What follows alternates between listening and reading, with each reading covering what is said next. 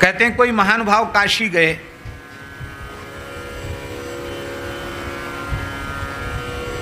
बड़े विद्वान थे, बोले हम शास्त्रार्थ करेंगे काशी में जाकर वहाँ के विद्वानों से। तो शास्त्रार्थ तो बाद में करेंगे, पहले उन्होंने काशी में प्रवेश किया तो एक पटवा, पटवा जानते ना, पटवा नहीं जानते, ये माला गूंथने का काम जो करते हैं, रत्नों की वगैरह की माला पोह करके गूंथ कर बनाते हैं, उनको पटवा कहते हैं। एक पटवा कुल की एक कन्या को रेशमी धागे में गूंथ कर माला बना रही थी, उसमें सोने के दाने थे, वो रंग बिरंगे कांच के दाने भी थे और हीरे पन्ना पुखराज भी थे, उसमें उनके दाने भी थे, और बड़ी चतुराई से बड़ी जल्दी जल्दी बड़ी सुंदर माला बना रही थी। तो वो पंडित राज उसको देखने लग गए। तो पंडित उन्होंने पूछ लिया उस बाला से, उन्होंने पूछा, क्या पूछा? काचम मणिम कांचन सूत्र में के कृत्स्नासि बाले किमिदं विचित्रम। इतने बड़े विद्वान थे कि उन्होंने संस्कृत में पद्य में छंद में पूछा उस कन्या से कि एक ही रेशमी धागे में सोना, कांच और हीरे जवाहरात आदि मणियों को तुम पिरो रही हो, अरे कांच का और मणि का क्या मेल? या सोने की ही माला बनाओ, या कांच की ही बनाओ, या मणियों की ही बनाओ, ये तीनों को मिला के क्यों बना रही हो? एक ही धागे में क्यों पिरो रही हो? तो उस माला बनाने वाली कन्या ने कहा, विचारवान पाणिनि सूत्र रे सूत्र में के स्वानम युवानम मघवान माह। अरे मैं तो एक सामान्य काशी की पटवा जाति की कन्या हूँ, पाणिनि जैसा विद्वान कौन होगा? महर्षि पाणिनि, उन्होंने स्वयं मघोना मतद्धिते, इस सूत्र में स्वान, युवान और मघवान, कुत्ता, इंद्र और जवान, इन तीनों को एक साथ रखा है। इतना बड़ा पंडित, इतना बड़ा विद्वान तीनों को एक साथ रख सकता है, तो मैं एक सूत्र में तीनों को पो रही, तो इसमें आपको कौन सा आश्चर्य? पंडित जी का अहंकार चूर हो गया, बोले जहाँ माला गूंथने वाली को पाणिनि सूत्र से शास्त्रार्थ कर रही है, मैं वहाँ क्या बोलूँगा? ऐसी विद्या की खान है काशी। हमारे पूज्य रमण रीति वाले महाराज जी कहते हैं कि ठप्पा होता है, एक ठप्पा लग जाए तो फिर उसकी कीमत बढ़ जाती है। तो कहते दुनिया में कहीं भी रह के चाहे जितना पढ़ लो, ठप्पा नहीं लगता। काशी में रह के कुछ दिन कोई पढ़ ले तो वहाँ ठप्पा लग जाता है। कहाँ से पढ़ के? बोले काशी से। तो काशी का ठप्पा लगता है, काशी की सील मोहर लगती है। काशी बहुत अद्भुत नगरी है, भगवान शिव के त्रिशूल पर विराजमान है, ज्ञान की खान है। जिस समय संत रैदास जी काशी में प्रकट थे और काशी में रहकर भगवान की भक्ति कर रहे थे, आज से 700 वर्ष के करीब पुरानी बात है। और नाभा जी लिखते हैं, आहा, वर्णाश्रम अभिमान तजी पदरज बन नहीं जा सकी, संदेह ग्रंथि खंडन निपुण वाणी विमल रे दास। काशी जैसी विद्वानों की नगरी में रैदास जी की भक्ति का ऐसा प्रभाव स्थापित हो गया कि रैदास जी की भक्ति का दर्शन करके बड़े बड़े कुलीन शास्त्रज्ञ विद्वान ब्राह्मण भी अपनी विद्या का अहंकार, अपने शास्त्र ज्ञान का अहंकार, अपनी कुलीनता का अहंकार भुला देते। जिस मार्ग से रैदास जी भगवान नाम संकीर्तन करते हुए, अश्रुपात करते हुए, प्रेम में विभोर होकर गंगा में स्नान करने के लिए जाते, उस मार्ग की पाद धूलि को उस रज को बड़े बड़े काशी के विद्वान, बड़े बड़े यति उस रज को अपने मस्तक पर धारण करते थे। वर्णाश्रम अभिमान तज, पदबंधनी पदरज बंधनी, क्योंकि स्वयं रैदास जी इतने विनम्र थे, ब्राह्मण को देखते ही साष्टांग, संत को देखते ही साष्टांग, भला उनको प्रणाम कौन कर पाएगा। हमारे पूज्य बाबा श्री ठाकुर दास जी हमारे विचार से दंडोत तो कोई उनको कर ही नहीं सकता, क्योंकि वो झुके दंडोत करे उसके पहले बाबा कितनी दंडोत कर लेते। इतनी फुर्ती बाबा में कि कोई बाबा को प्रणाम करे तो उसके पहली बाबा कितनी बार प्रणाम कर लेते, इतनी फुर्ती थी बाबा। रैदास जी तो नम्रता की साक्षात मूर्ति थे, भला वो प्रणाम कैसे ले सकते थे। पर वो जब चले जाते प्रेम में कीर्तन करते हुए, तब पीछे से लोग अपनी ब्राह्मणता का, क्षत्रियता का, वैश्य कुल में उत्पन्न होने का अहंकार त्याग कर मैं ब्रह्मचारी हूं, मैं वानप्रस्थी हूं, मैं यति हूं, इस अभिमान को त्याग कर उस रज को उठाकर अपने मस्तक पर धारण करते थे। पद रज बंधहि जासुकी, काशी नरेश चरणों में प्रणाम करते हैं।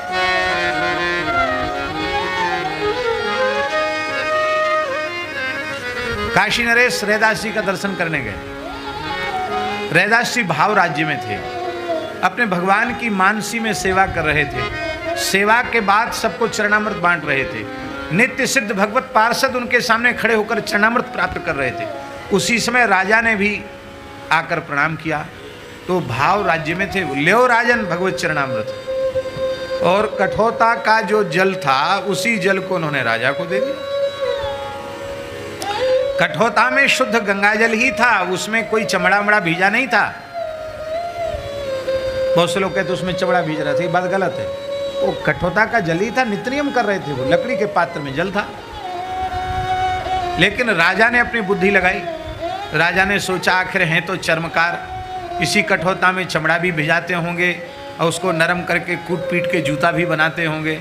अब मैं इतना काशी का राजा, इतना बड़ा विद्वान, बुद्धिमान, कुलीन, मैं इस पानी को क्यों लूँ भला। लेकिन एक सिद्ध पुरुष दे रहे हैं, उसको फेंकना भी ठीक नहीं। तो राजा ने क्या किया, पिया तो नहीं, नाटक किया। नाटक जानते हैं, ऐसे लिया, ऐसे किया जैसे लगा कि पी रहा है, और ऐसे कर लिया। तो उसके कोट में वो जो पानी था वो कोट में चला गया। और जब लौट के आया तो राजा का जो राजकीय धोबी था, जो राजा के कपड़े धोता था, उसको बुलाया। बोले ये कोट धो दो। उसमें थोड़ा दाग लग गया था। अब देखो रैदास जी के मन में ये भाव था ना कि भगवत चरणामृत है, तो चरणामृत है तो चरण का पराग, चरण का मकरंद, चंदन, केसर युक्त चंदन, वो सब उसमें मिल गया था। इसलिए वो श्वेत सफेद रंग का कोट राजा का वो पीला पीला सा हो गया। राजा ने कहा इसका दाग छुड़ा दो, ले उसको धो दो। तो धोबियों को पता नहीं क्या भगवान का आशीर्वाद प्राप्त है, और किसी से दाग छूटे न छूटे, धोबी के हाथ में पहुंचते ही कोई दाग रहता नहीं। कुछ चमत्कार तो है धोबियों में। मैले से पानी में धोते, पता नहीं कितना साफ निकाल देते। यहाँ इतना सर्फ खर्च करो, इतनी मेहनत करो कूटा पीटे में, फिर भी कपड़ा साफ नहीं होता। कुछ न कुछ आशीर्वाद तो उनको है भगवान का। तो बड़ी बड़ी जुक्तियाँ होती धोबियों के पास। उन्होंने कहा रे ये तो बहुत कोई ऐसा दाग नहीं है, भी नया दाग है। तो उसने सोचा कि इसको तो हम दांत से ही छुड़ा देंगे। तो कोट लेके गया धोने की जगह पे, दांत से ही दाग छुड़ाने लग गया। अब देखो दांत से स्पर्श होने से वो कुछ जो अंश था चरणामृत का वो उसके भीतर चला गया, स्पर्श हो गया। और जैसे ही चरणामृत का अंश गया, अब तो महाराज वो हरि बोल हरि बोल हरि बोल हरि बोल करके नाचने लग गया। उसकी धोबिन घबराई कि ये क्या हुआ है इसको, ये पागल हो गया, नाच रहा है, रो रहा है, चिल्ला रहा है, क्या हो गया इसको। कहा क्या हुआ तुमको। कहते रे सर्वत्र रघुनाथ जी दिखाई पड़ रहे हैं, सब जगह राम जी दिखाई पड़ रहे हैं, हम तो तुमको भी राम जी के रूप में ही देख रहे हैं। सबको दंडोत करे, बालक को दंडवत, घरवाली को दंडवत, सबको दंडवत, गधे को दंडवत, कुत्ते को दंडवत। धोबिन ने जाकर पुकार किया महाराज क्या हो गया। तो महल से लौट के आए, तब से पागल हो गए हैं, बुलाओ उसको। क्या बात है भाई। कहा महाराज मुझे अब कुछ नहीं दिखाई पड़ता, चारों ओर केवल राम जी दिखाई पड़ते हैं, भगवान का ही दर्शन हो रहा है। कैसे ही हो गया? उसने बताया तो दाग लगा था, उसको हमने सोचा है छोटा मोटा दाग तो दांत से ही घिस के ठीक कर देंगे। जैसे मुंह लगाया उसी समय बस लीला शुरू हो गई। अब तो राजा को बहुत पश्चाताप हुआ, मैं पी लेता तो सारी सृष्टि मुझे ब्रह्ममयी राममयी दिखने लग जाती, मैं चूक गया। तो राजा फिर गया रैदास जी के सामने, लाओ महाराज। बोले तुम कुलीन व्यक्ति हो? रैदास जी ने कहा राजा हो, काशी के नरेश हो, बहुत उच्च कुल में तुम्हारा जन्म हुआ है, मैं चर्मकार हूँ और मेरे कठोरता का पानी मैं तुम्हें दूंगा तो तुम जाति भ्रष्ट धर्म भ्रष्ट हो जाओगे, मैं नहीं दे सकता। मना कर दिया रैदास जी का। जिस समय मैं दे रहा था उस समय वो कठोरता का पानी नहीं था, वो साक्षात श्री रघुनाथ जी का चरणामृत था, लेकिन अब कठोरता का पानी मैं नहीं दे सकता।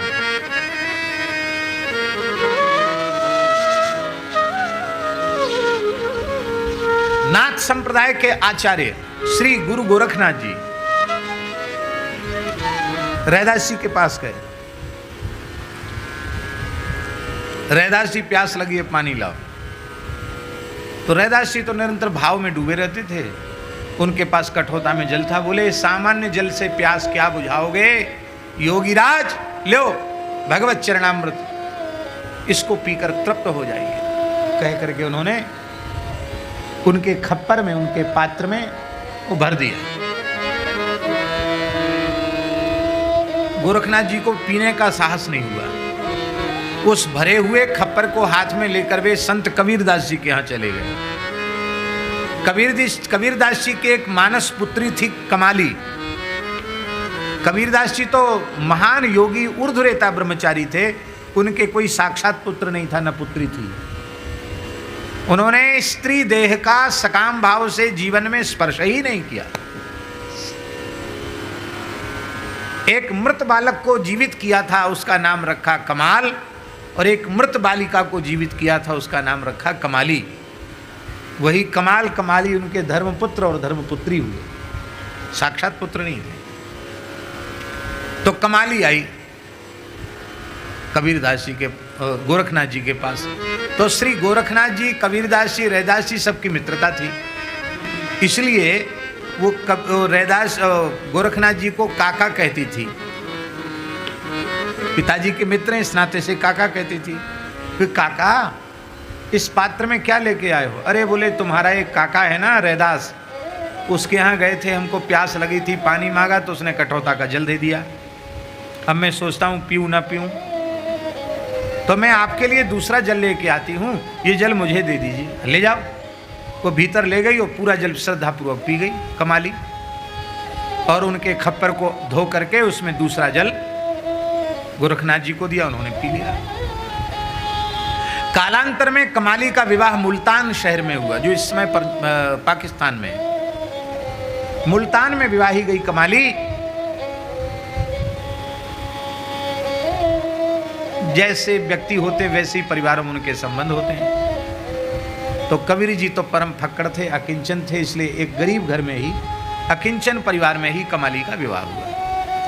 और श्री गुरु गोरखनाथ जी अपने नाथ मत का प्रचार करते हुए काबुल पहुँचे, उधर मुल्तान पहुँचे। तो लोग कहते थे बाबा हमारे यहाँ भिक्षा ग्रहण करो। बोले हम उसी के यहाँ भिक्षा लेंगे जो हमारे खप्पर को भर देगा। अब उनका खप्पर ऐसा सिद्ध खप्पर कि हजारों मन अन्न चला जाता खप्पर में, पर खप्पर भरता नहीं। बड़ा हल्ला मचा था महाराज, कोई खप्पर ही नहीं भर पाता बाबा का, बड़ी भीड़। कमाली ने सुना कि गोरखनाथ जी आए हैं, अपने पति से बोली तो बाबा जी को बुला लाओ यहाँ, हम उनको भोजन कराएंगे। भोजन नहीं कर रहे हैं, हम भोजन कराएंगे उनको। अरे बोले हम लोग गरीब आदमी हैं, बड़े बड़े राजा लोग उनका खप्पर नहीं भर पा रहे, हम कहाँ से भरेंगे? अरे बुला के तो लाओ। उनको बुला के लाया गया। कमाली ने एक चम्मच भात डाला उनके खप्पर में। कितना? एक चम्मच भात डाला और वो पूरा खप्पर भर गया, उसमें से नीचे गिरने लग गया। वो पूरा भर गया, लबालब नीचे गिरने लग गया। तो श्री गोरखनाथ जी को बड़ा आश्चर्य हुआ कि अरे, महान योगीराज सिद्ध गोरखनाथ की सिद्धि को इस तरह से चुनौती देने वाली ये देवी कौन?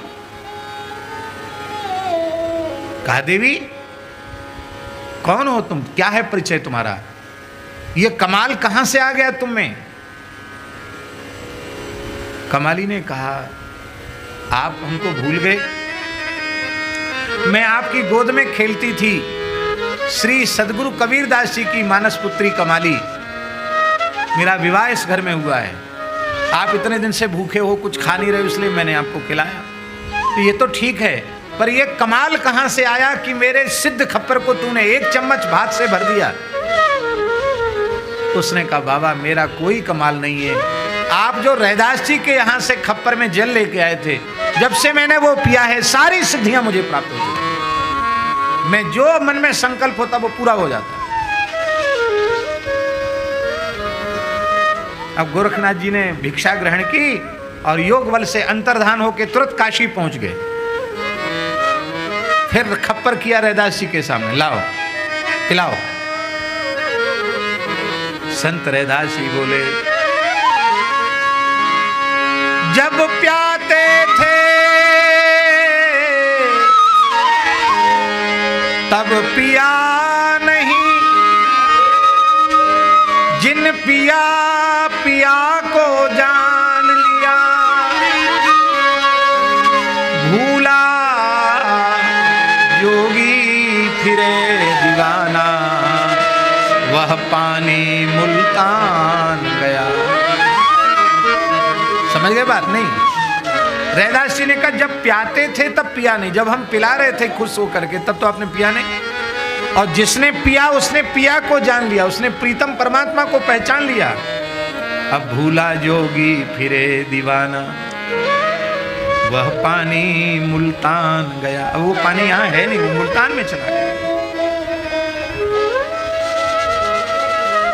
जगत गुरु श्री मदाध्य रामानंदाचार्य जी महाराज जब दिग्विजय यात्रा के लिए पधारे, दक्षिण भारत में गए, तो वहां के लोगों ने विरोध किया। आपकी जमात में रैदास जी हैं, आपकी जमात में कबीरदास जी हैं, आपकी जमात में सेना नाई है, आपकी जमात में धन्ना जाट है, आपने सब तरह के लोगों को इकट्ठा कर रखा है जब जमात में।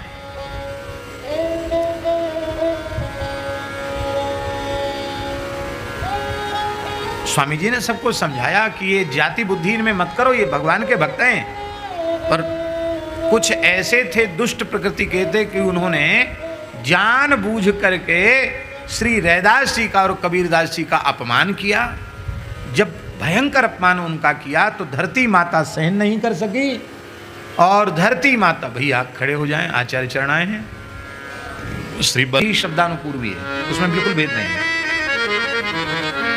बहुत प्रसिद्ध श्लोक है, प्रायः लोगों को कंठस्थ रहता है। प्रकरण भी एक ही है और वक्ता भी एक ही है। दिग्बलम क्षत्रिय बलम ब्रह्म तेजो बलम बलम एकेन ब्रह्म दंडेन शरवास्त्राणि हतानि में। विश्वामित्र और वशिष्ठ जी के प्रकरण में जब महर्षि वशिष्ठ ने विश्वामित्र जी के संपूर्ण दिव्यास्त्रों को अपने ब्रह्मदंड में विलीन कर लिया और उनका कुछ भी नहीं बिगड़ा, तब श्री विश्वामित्र जी ने कहा क्षत्रिय बल को धिक्कार है, ब्रह्म बल ही श्रेष्ठ है। एक ब्रह्मदंड ने मेरी संपूर्ण दिव्य अस्त्र शस्त्र शक्ति को निगल लिया, समाप्त कर दिया।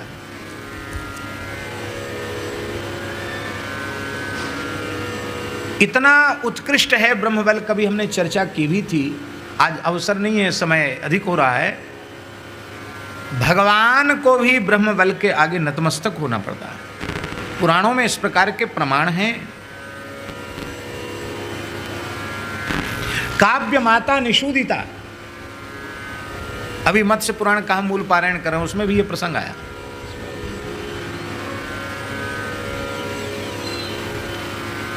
भगवान विष्णु ने काव्य माता शुक्राचार्य की जन्मदात्री माता का वध कर दिया। क्यों कहा? संपूर्ण देवताओं के सहित इंद्र को निगल जाना चाहती थी योग बल से। भृगु जी महाराज तपस्या से उठे और उन्होंने अपनी तपस शक्ति से अपनी पत्नी को जीवित किया कि यदि मैंने स्वप्न में भी धर्म विरुद्ध आचरण न किया हो, वैदिक सदाचार का, धर्म का सविधि पालन किया हो, तो मेरी अधिकृता पत्नी, जिसके बिना हमारे अग्निहोत्र की रक्षा संभव नहीं है, वो जीवित हो जाए। जीवित कर लिया उन्होंने। अभी अभी हमने पढ़ा मत्स्य पुराण में कि संपूर्ण देवता और ऋषि सिद्ध सब आश्चर्यचकित हो गए। भगवान विष्णु के द्वारा जिसका सिर छेद किया गया वो पुनः जीवित हो गई। और फिर वो गए क्षीर समुद्र में, भगवान शेष पर्यंक पर पौड़े थे। भगवान को डांट करके उन्होंने कहा कि बिना किसी अपराध के मेरी पत्नी का आपने सिर छेद किया है, मैं तुम्हें शाप देता हूं, तुम्हें मनुष्य रूप में अवतार लेना पड़ेगा और स्त्री के वियोग से दुखित होना पड़ेगा, पत्नी के वियोग से दुखित होना पड़ेगा। भगवान बोले मैं परमात्मा हूं, किसी की जोर जबरदस्ती मेरे ऊपर चल नहीं सकती है, मैं आपके शाप को अस्वीकार करता हूं। भगवान ने कह दिया। भृगु जी पुनः कठोर तप में प्रवृत्त हुए और ऐसा तप किया कि समुद्र क्षुब्ध हो गए, दिशाओं में आग लग गई, आकाश से उल्कापात होने लग गया। ब्रह्मादि देवता भगवान के पास आए, बोले आप उनके शाप को स्वीकार करें, नहीं तो अपने तपस्या से सारे ब्रह्मांड को दग्ध कर देंगे, वो जला देंगे। भगवान बोले बस बाबा जी हो गया, हम स्वीकार करते आपके शाप। भगवान को भी झुकना पड़ता, ऐसे कई प्रमाण हैं। लेकिन भागवत धर्म की कैसी महिमा है, श्रद्धेय आचार्य चरण की सन्निधि है, आहा क्या कहना। इत्थम भगवता दुर्वासा चक्रतापितः अम्बरीशमुपावृत्य तत्पादौ दुःखितो गृहीत। अब हम अपनी तरफ से कोई बना के तो बोल नहीं रहे, संस्कृतज्ञ लोग इसका अर्थानुसंधान करें।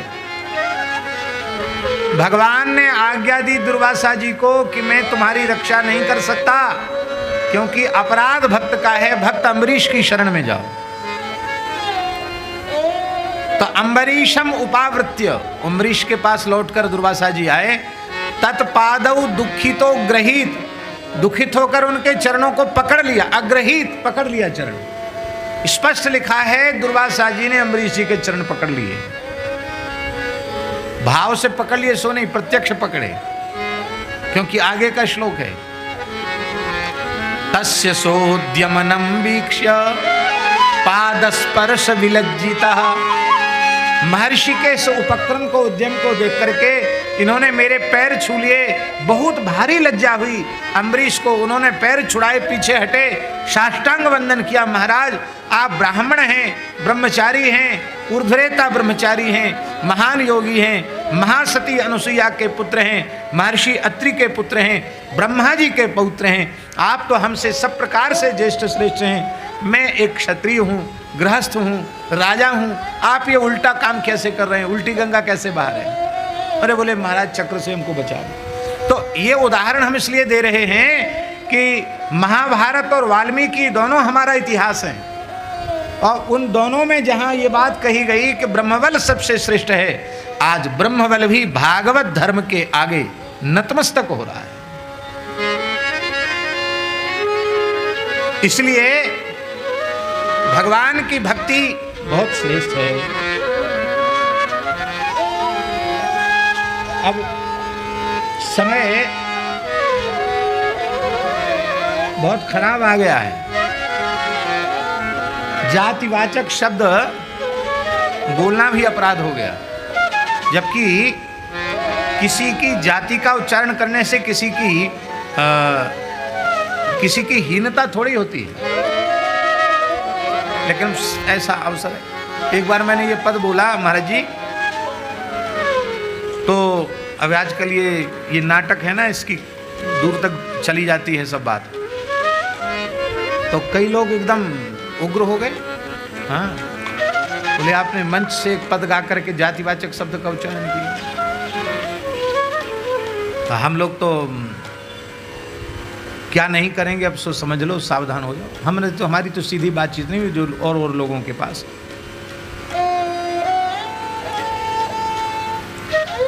अरे हमने कहा भैया हम तो मत झगड़ो, पद तो है कबीरदास जी का, हम तो केवल उसको उनकी शब्दानुपूर्वी को हमने बोला, तो कोई झगड़ा हो तो कबीरदास जी से जाके करो झगड़ा, हम तो केवल उस शब्दावली शब्दानुपूर्वी का उच्चारण मात्र कर रहे हैं।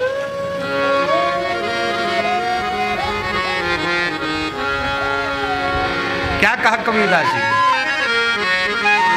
यहां कोई जातिवाचक शब्द का उच्चारण करके किसी जाति को अपमानित करना प्रयोजन कबीरदास जी का नहीं है।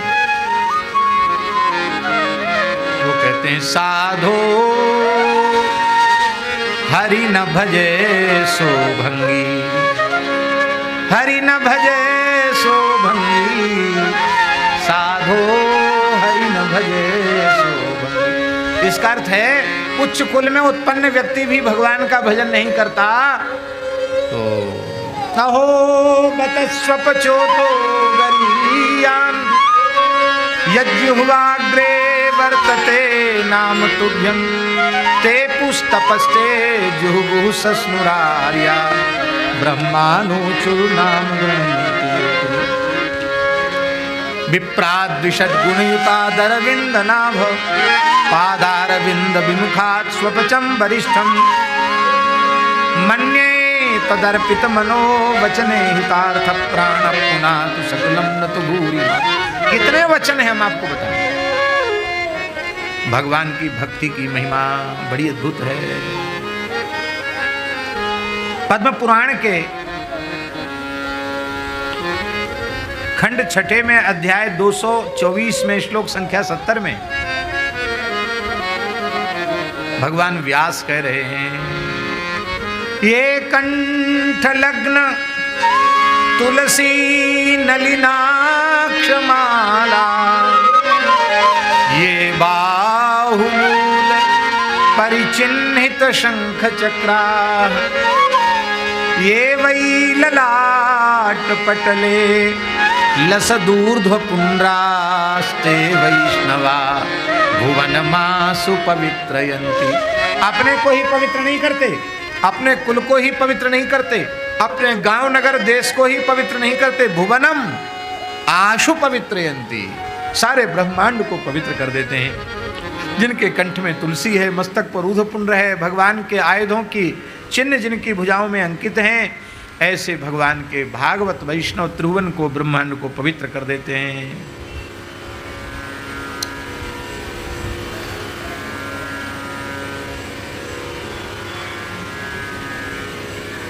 ब्रह्मवैवर्त पुराण में लिखा है हरे सत्कीर्तनम धर्म स्वकुलोद्धार कारणम श्रोत्रीणाम चैव वक्तीणाम जन्म मृत्यु जरापहम।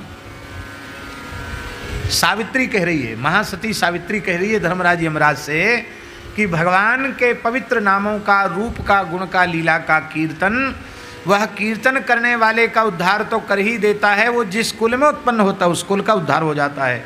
जो उस भक्त की वाणी से निर्गत भगवान नाम का, भगवान लीला का श्रवण करता है वो भी पवित्र हो जाता है, उसकी जन्म मृत्यु का संकट छूट जाता है, वो संस्कृति के चक्र से छूट जाता है। और जो भगवान का गुणगान करता है, कीर्तन करता है, वो भी जन्म मृत्यु के चक्र से छूट जाता है। एक श्लोक तो आचार्य जी पद्म पुराण के मूल पारायण में ऐसा सुंदर हमको मिला, क्या कहना। महाचांडाल कौन है? एक तो चांडाल और एक महाचांडाल।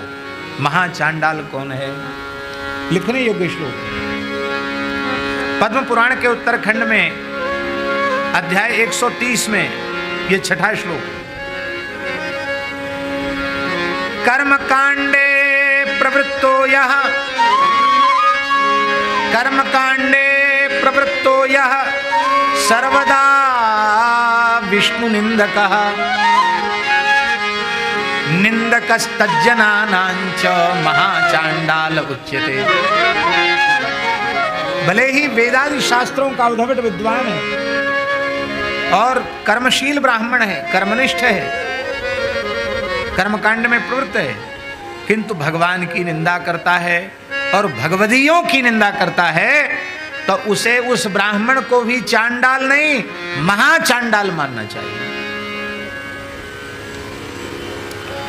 बोलो भक्तवत्सल भगवान की जय। भगवान नाम की महिमा कैसी अद्भुत है। कर्माधीनम, ये भी पद्म पुराण का श्लोक है।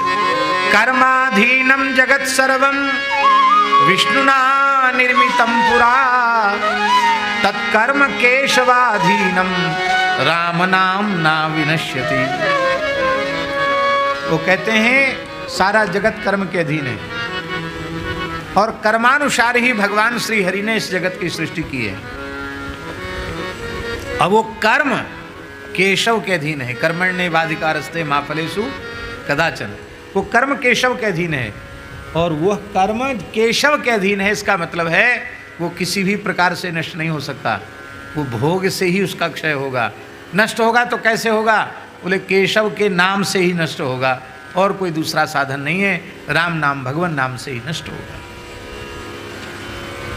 बोलो भक्तवत्सल भगवान की जय। इस प्रकार से महाराज कितने सैकड़ों श्लोक, सैकड़ों वचन हैं, अब कितने कहें हम।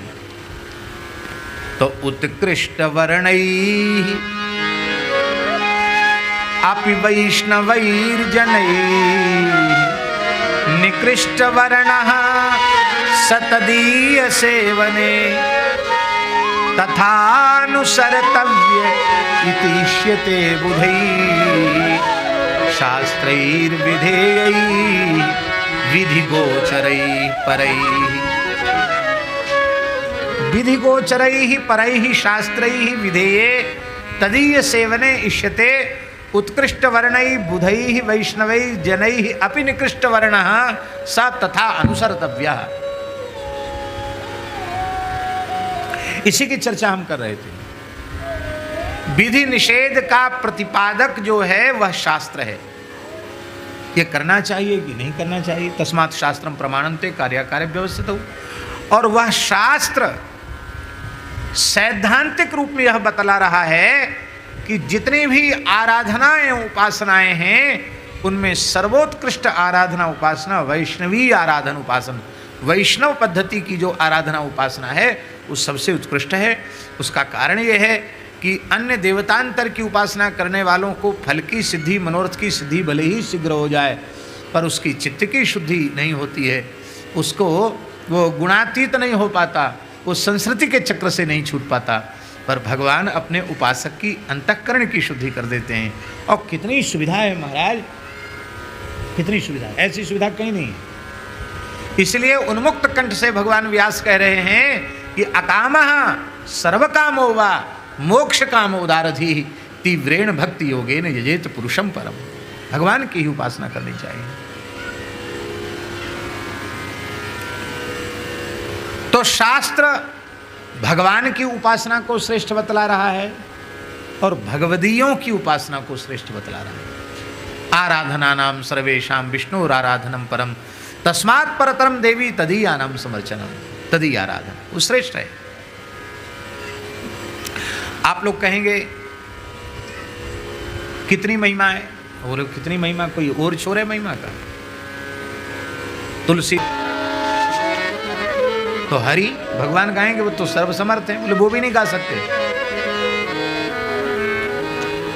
बाबा जनक जी कह रहे हैं सुनैना जी से, जानकी जी की माता जी से, भरत महा महिमा सुनु रानी जानहि राम सकहि बखानी। भरत जी की महामहिमा को राम जी सर्वज्ञ परमात्मा होने के कारण जानते तो हैं, लेकिन यदि हम उनसे प्रार्थना करें कि आप भक्त भरत की महिमा का गान करो तो राम जी सिर झुका देंगे, बोले मैं समर्थ नहीं हूं, संत की महिमा भगवंत नहीं कह सकते, हम आप क्या कहेंगे महाराज? तो बोले संत की महिमा कोई संत कहेगा नहीं, शंकर जी बड़े संत हैं, वैष्णवानाम यथा शंभु। बोले आप भगवान के भक्तों की महिमा गाओ।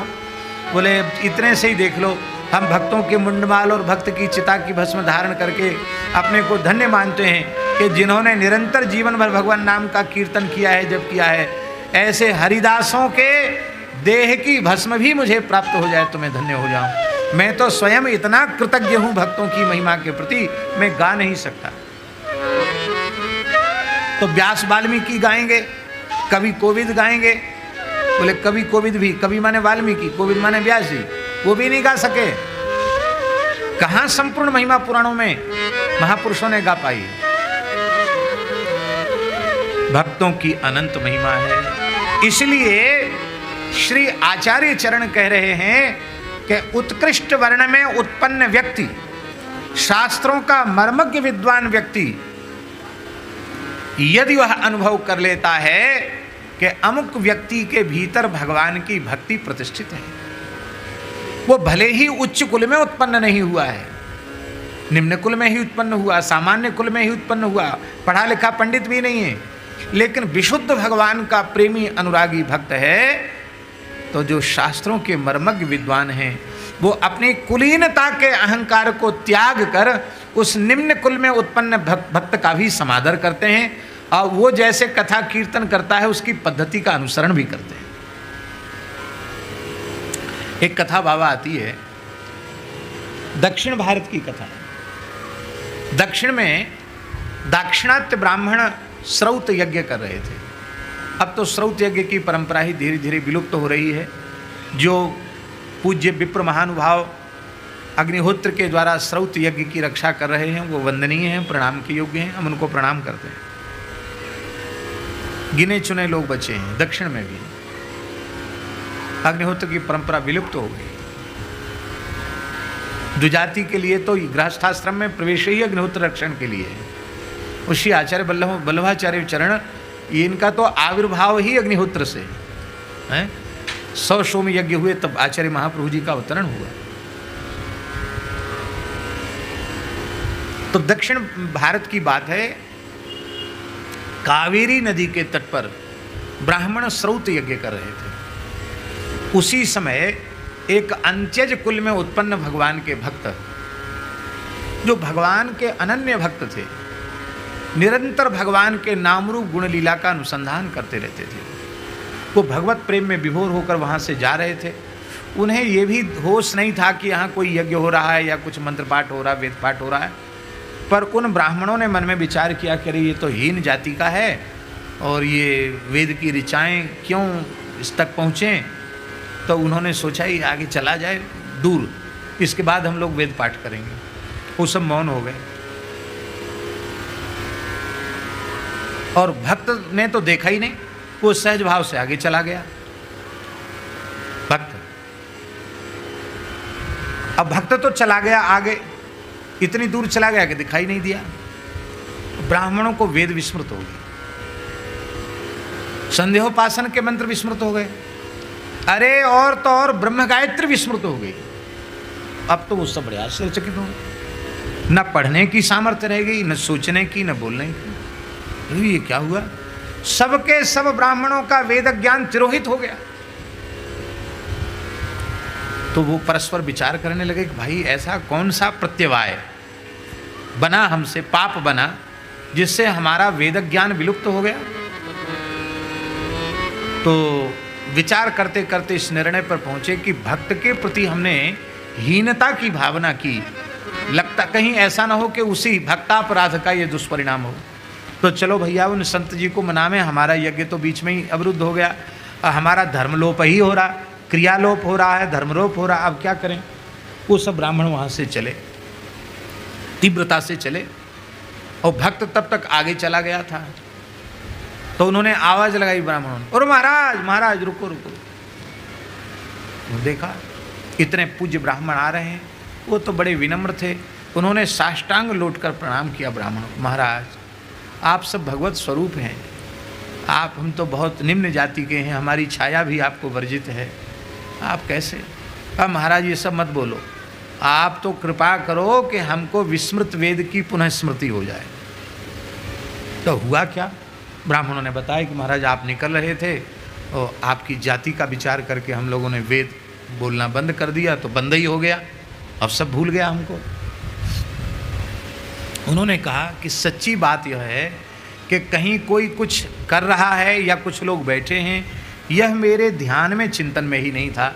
मैं तो अपने प्रभु के चरणों के ध्यान में चिंतन में था, मुझे स्मृति नहीं है। लेकिन भगवान श्री हरि यदि आपसे आपके इस कृत्य को उन्होंने भक्तापचार माना है, तो मैं भगवान से प्रार्थना करता हूँ कि वे इस अपराध को क्षमा करें, आपका विस्मृत वेद ज्ञान पुनः आवे। उनके प्रार्थना करने पर भी नहीं आया।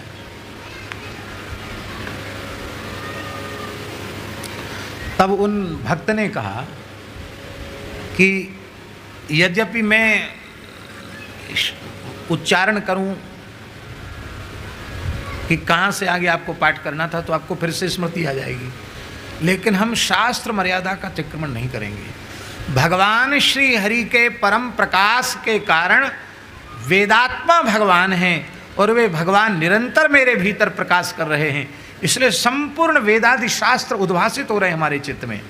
लेकिन शास्त्र की मर्यादा है, उच्चारण श्रुति का कौन करे कौन न करे, इसलिए मैं उच्चारण नहीं कर सकता, क्योंकि शास्त्र भगवान का स्वरूप है, हम उसका तिरस्कार नहीं कर सकते।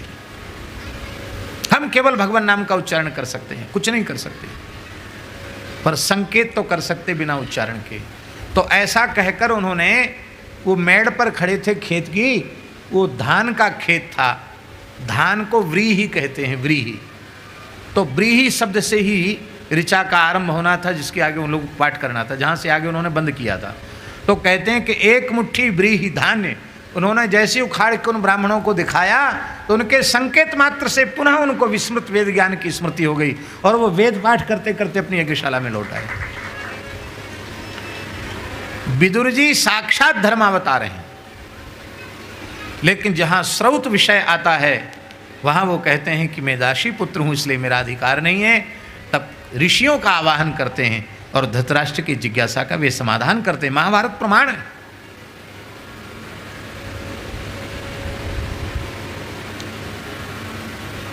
कुछ ऐसा प्रश्न था जिसका समाधान वैदिक ऋचाओं के को उद्धृत करने से ही संभव था, तो विदुर जी मौन हो गए। उन्होंने सनत सुजात नाम के ऋषि का आवाहन किया और उन्होंने धृतराष्ट्र को वैदिक सिद्धांत बताया।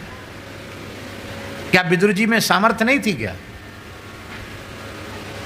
धन्य है हमारे सभी पूर्वाचार्यों ने, भक्तों ने वर्णाश्रम धर्म की मर्यादा का, शास्त्र की मर्यादा का अत्यंत श्रद्धापूर्वक पालन किया है, और यही कारण है कि उनमें भगवान की दिव्य भक्ति का प्रकाश हो गया। अब महाराज जी, महर्षि पाणिनि का स्वतंत्र सूत्र है भक्ति, सूत्र ही है भक्ति। अष्टाध्यायी सूत्र पाठ के चौथे अध्याय के तीसरे पाद का 95वां सूत्र है। भक्ति ही अस्य, इस अर्थ में अण प्रत्यय होता है और आद्यच की वृद्धि होती है, तो विष्णु शब्द से वैष्णव शब्द निष्पन्न होता है। इसका अर्थ है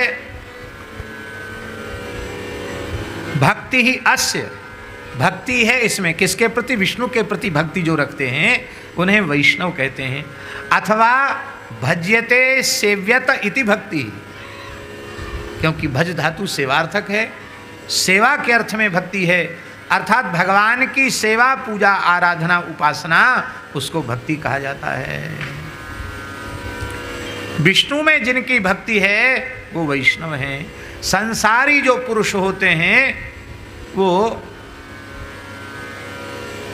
उनके जीवन का प्रयोजन होता है लौकिक पारलौकिक विषयों की प्राप्ति।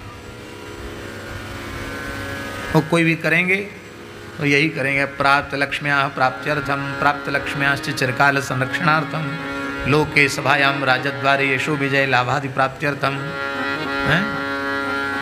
पुत्र पौत्रादि संतते है अविच्छिन्नाभिवृद्ध्यर्थम, फिर भी संतोष नहीं होगा तो सकल मन ईप्सित संसिद्ध्यर्थम। वे इसलिए धर्म कर्म में प्रवृत्त होते हैं क्योंकि लौकिक पारलौकिक भोग ही उनके जीवन का लक्ष्य होते हैं। पर भगवान के भक्त कैसे होते हैं? हाँ, तो उन लौकिक पारलौकिक फलों की प्राप्ति की कामना से जो अलग अलग देवताओं के विभाग हैं उनकी वो शरण में जाते हैं, उनकी उपासना करते हैं और देवाराधन से उनको फल प्राप्ति होती है।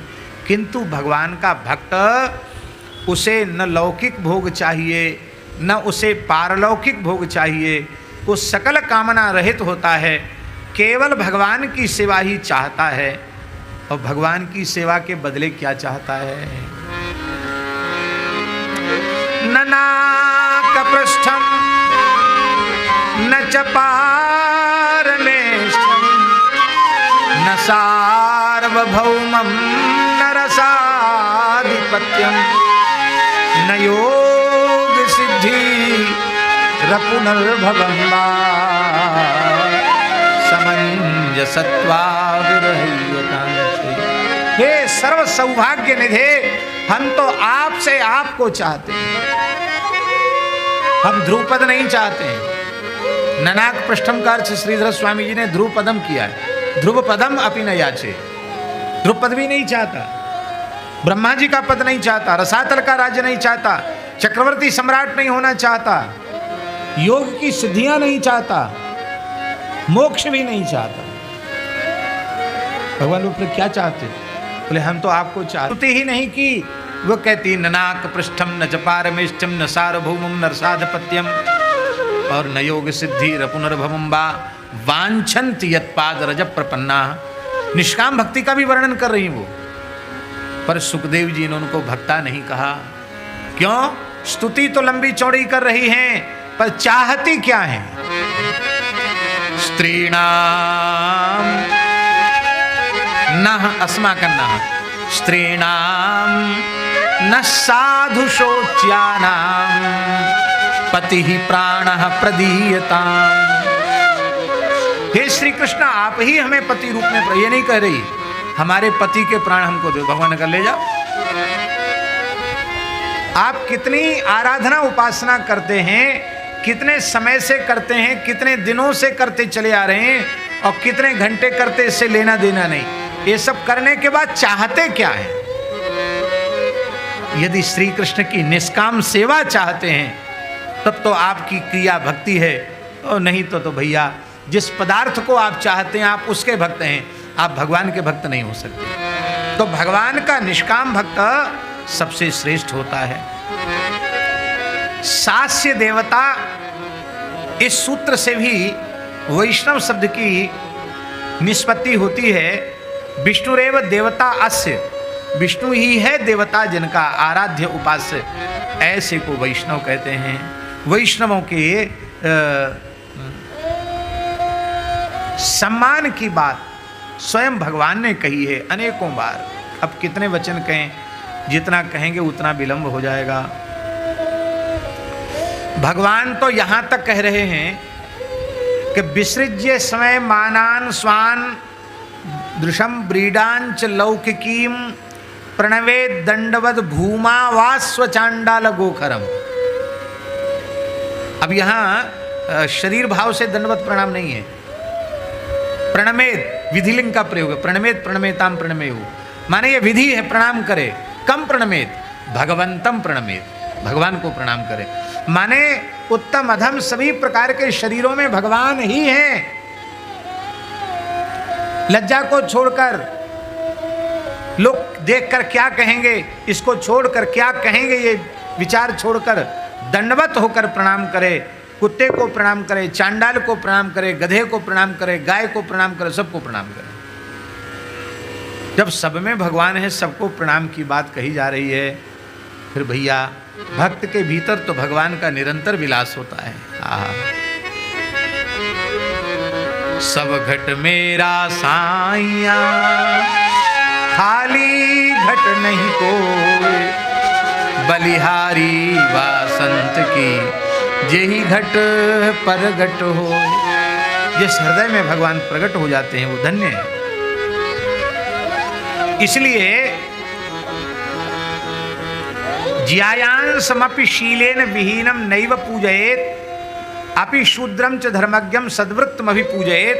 महाभारत के अनुशासन पर्व में ये बात आई। शील से विहीन कोई श्रेष्ठ पुरुष है, सदाचार विहीन है, शील विहीन है, वो पूजा का अधिकारी नहीं, शास्त्रज्ञ होने पर भी। और मान लो कोई शूद्र है पर सदाचार संपन्न है, भगवत भक्ति परायण है, तो महाभारत में भगवान व्यास कहते हैं वो सम्मान का अधिकारी है, वो पूजा का पात्र है। महाराज जी अनेक भगवत साक्षात्कार संपन्न भक्त अंत्यज कुल में उत्पन्न हुए। महाभारत के अश्वमेध पर्व के अनुसार, जैमिनी अश्वमेध पर्व के अनुसार स्वपच कुल में उत्पन्न एक भक्त जिसका नाम वाल्मीकि था, उसके भोजन करने से युधिष्ठिर का यज्ञ पूर्ण हुआ। यह महाभारत के जैमिनी अश्वमेध पर्व में यह कथा उल्लेखित है। भगवान ने अपना 5 जन शंख रख दिया था बाबा, भगवान श्री कृष्ण ने युधिष्ठिर से कह दिया था यज्ञ पूरा होते ये बजेगा। यज्ञ तो पूरा हो गया, पूर्णाहुति हो गई, यज्ञांत अववृथा स्नान भी हो गया, शंख बजे ही नहीं। युधिष्ठिर को बड़ी चिंता लगी, बोले महाराज शंख क्यों नहीं बजा? भगवान बोले किसी ऐसे भक्त ने भोजन नहीं किया जिसमें अहंकार की गंध भी न हो। युधिष्ठिर बोले ऐसा भक्त तो किसी लोकांतर में छिपा होगा। अरे लोकांतर में नहीं है, यहीं रहता है। अच्छा हम जानते नहीं? बोले हाँ हम जानते, या हमारे अलावा कोई नहीं जानता। वो सफाई कर्मचारी कुल में है पर मेरा महान भक्त है, छिपा हुआ भक्त है, उसको न्योता दे के ला बुलाओ। कहा भीमसेन अर्जुन को भेजो, और कहा देखो विनम्रता पूर्वक जाना भक्त के पास, अहंकार लेके नहीं जाना। वो गए तो महाराज जी वहाँ क्या देखा कि वो तुलसी का वन था, फूस की झोपड़ी थी, और तुलसी के वन के बीच में बैठकर तुलसी माला से भगवान नाम का जप कर रहा था भक्त, सुपच भक्त। और उसके इतना अश्रु प्रवाह चल रहा था कि उसकी भूमि वहाँ की भीज रही थी उसके आंसुओं से। वहाँ पहुँचते ही भीमसेन अर्जुन को रोमांच हो गया कि अरे इस मोहल्ले में इस प्रकार की सात्विकता, इस प्रकार की भक्ति, जैसे किसी दिव्य अलौकिक राज्य में हमारा प्रवेश हो गया हो। अब भक्त को तो होश ही नहीं था कि कौन खड़ा है सामने। उन्होंने भगवान का नाम लिया, जय श्री कृष्ण किया, उन्होंने देखा अरे अरे महाराज हम तो बहुत नीच जाति के हैं, आप यहाँ कैसे चले आए? हम न्योता देने आए। अरे महाराज भूल गए होंगे आप, हैं? ब्राह्मण निमंत्रण के पात्र होते हैं, साधु निमंत्रण के पात्र ना। हम साधु हैं ना ब्राह्मण हैं, हम तो झाड़ू लगाने वाले हैं, हमारा न्योता क्या होता? बोले ये सब हम नहीं जानते हैं। तो आपको भेजा यहाँ किसने है? बोले भगवान ने वैसे मना किया, लेकिन अब आप पूछ रहे तो बताएंगे, भगवान श्री कृष्ण ने भेजा है। तो भक्त मन ही मन ठाकुर जी पर रुष्ट हुआ, अरे हम राम राम कर रहे थे आनंद से, किसी को पता नहीं था, या हम जाने या आप जानो, आप चित तमाशा कर रहे हो, सब जगह प्रचार कर रहे हो कि मैं भक्त हूँ। बोले भाई अब ठाकुर जी ने कह दिया तो कुछ ठाकुर जी की आज्ञा तो सबको सिर उधारी है। तो कल पालकी आ जाएगी, आप आना। ओ अरे राम राम, पालकी में नहीं, हम तो अपने ढंग से आ जाएंगे, भगवत प्रसाद पाना है। वो बड़े विनम्रता से पहुंच गए और बाबा दरवाजे पे बैठ गए, बाहर द्वार के बाहर। तो भगवान ने कहा युधिष्ठिर से कि अंक भरी भाई है, इसको गोद में लेके आओ, तुम्हारा भाई है। क्योंकि धर्म के ही अंश युधिष्ठिर हैं, धर्म के ही अंश विदुर हैं, और धर्म का ही अंश ये सुपच वाल्मीकि है। तो ये तुम्हारा एक ही अंश होने के कारण तुम्हारा भाई है, इसको लेके आओ। ले आए। अब भगवान ने द्रौपदी को कहा था तेरे हाथ सफल होंगे, सुंदर रसोई बनाना। द्रौपदी ने बहुत सुंदर रसोई बनाई, और भगवान की रानी पटरानी रुक्मिणी, सत्यभामा, मित्रवृंदा, सत्या, नागरिजिति आदि सब लग गई। और महाराज खूब माताओं को कोई कह दे के बढ़िया बढ़िया चीज़ बनाओ, फिर तो क्या कहना।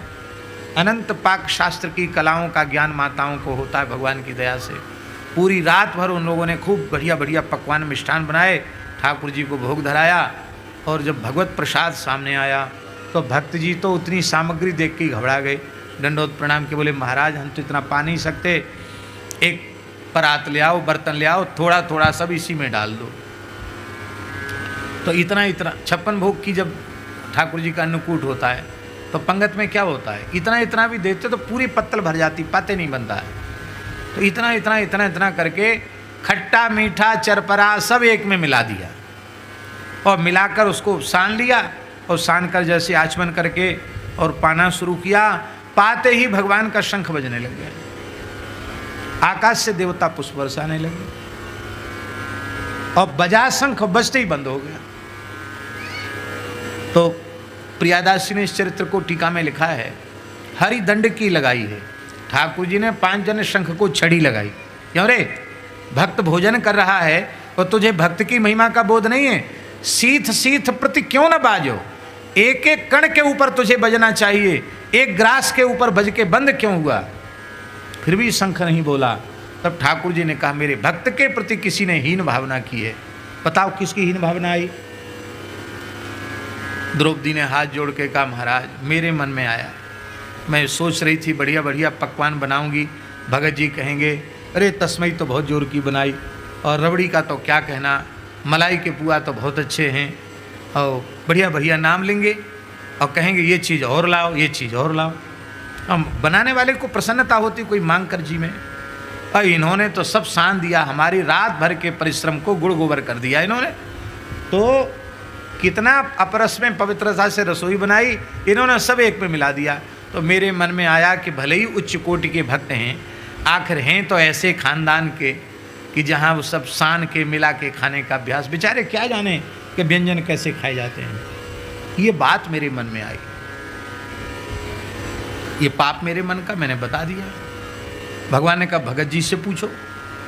तो भगत जी से पूछा गया कि महाराज आपने ऐसा क्यों किया? उन्होंने कहा देखो अन्न ब्रह्म है, अन्न में जो स्थित रस है वो भी भगवान ही है, अन्नम ब्रह्म रसो विष्णु, और भोक्ता देवो जनार्दना, इस रस के भोक्ता तो श्री कृष्ण हैं।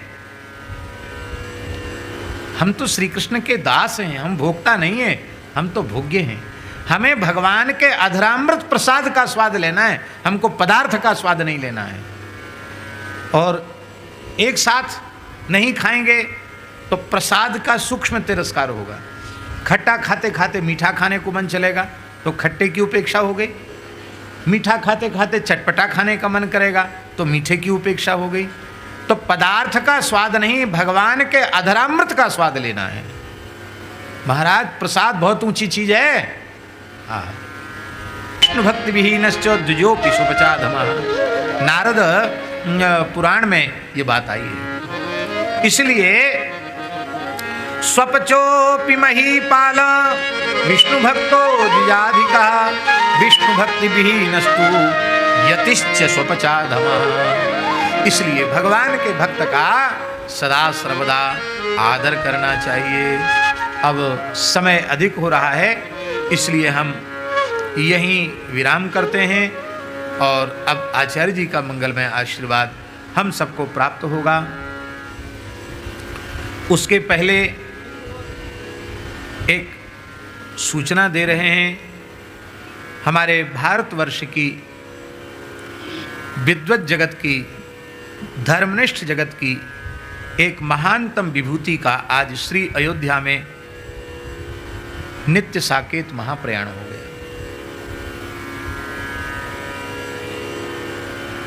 परम पूज्य श्री विंध्येश्वरी प्रसाद जी शुक्ल ब्रह्मचारी जी महाराज, जो आचार्य जी वैदिक विषय के तो ऐसे विद्वान थे कि दक्षिण भारत के जो ब्राह्मण श्रौत यज्ञ करते तो बिना उनकी उपस्थिति के श्रौत यज्ञ नहीं होते थे। अभी दक्षिण में यज्ञ हुआ था, उसमें वो गए थे, उन्होंने कहा आप आए तब होगा यज्ञ। 90 वर्ष से ऊपर की आयु थी, 40-45 वर्ष की आयु तक तो एक कौपीन धारण करके मौंजी मेखला, और उनके वचनामृत के लाभ से हम वंचित होते हैं, उस बात की पीड़ा जरूर होती है। हम उनके चरणों में प्रणाम करते हैं, और श्री सीताराम जी के चरणों में तो वे विराजमान है ही, उनसे प्रार्थना करते कि हम सब जीवों का भी भगवान के चरणों में पुरस्कार करें, कि हम सब भी भगवान के चरण कमलों की प्राप्ति के अधिकारी बने। इन्हीं शब्दों के साथ पूज्य ब्रह्मचारी जी के चरणों में शूर श्याम गो आराधन महोत्सव के इस पवित्र आसन से पूज्य आचार्य जी की ओर से, सभी पूज्य संतों की ओर से, विद्वान महानुभावों की ओर से हम उनके चरणों में भावपूर्ण प्रणति निवेदन कर रहे हैं। और हमारे भी 2 बटुक ब्रह्मचारी उनके पास रहकर श्रौत विषय पढ़ रहे थे। यद्यपि थोड़े दिनों में उन बालकों ने भी उनकी खूब कृपा प्राप्त की। वो हिंदी नहीं बोलते थे, हाँ हिंदी बोलते ही नहीं, या तो अवधी बोलते क्योंकि वो धाम की भाषा है, संस्कृत ज्ञान शून्य से अवधी बोलते, और बाकी तो उनके छोटे बच्चे रोते वो भी संस्कृत में ही रोते थे महाराज। छोटा बच्चा भी कोई उनके निकट आने जाने वाले लोग, छोटे बच्चे जो अभी बोलना नहीं सीखे, कथम रोदिश्री कथम, अब वो संस्कृत ही सुनेंगे तो बोलेंगे क्या फिर, उनकी भाषा ही संस्कृत। ऐसे अद्भुत एक महापुरुष, उनको हम प्रणाम करते हैं। थोड़ा विलंब हुआ और आज थोड़ा बैठने में भी विलंब हुआ, और हमारे श्री मथुरा जी से श्रद्धेय श्री वसंत शास्त्री जी यमुना जी का गुणगान कर रहे हैं। यमुनाष्टक में विविध आचार्यों ने जो भाव दिए हैं यमुनाष्टक के, उनको मूल केंद्र में रख कर के बहुत सुंदर यमुना गुणगान कर रहे हैं। तो लगभग 5 बजे तक तो उन्हीं का प्रवचन होता है, 3 सवा 3 बजे आरंभ हो जाता है। उसके बाद दास थोड़ी देर चर्चा करता है।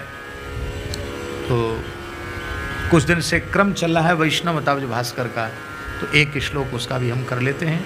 अब हम पूज्य आचार्य जी के चरणों में प्रार्थना करते हैं कि हम सबके लिए जो परम हितकारी हो वो आप अनुग्रह करें।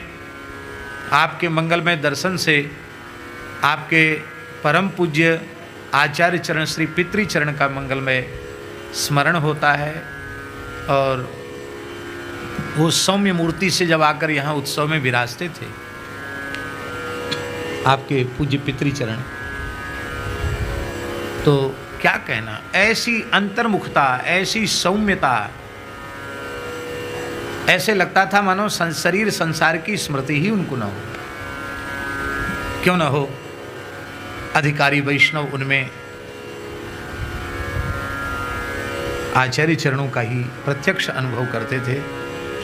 ऐसे उनके चरणों में हम प्रणाम करते हैं, और उनको उनका ही स्वरूप आप में दर्शन करते हुए आपके चरणों में प्रणाम करते हैं और प्रार्थना करते हैं कि आप हम सबको आशीर्वाद प्रदान करें।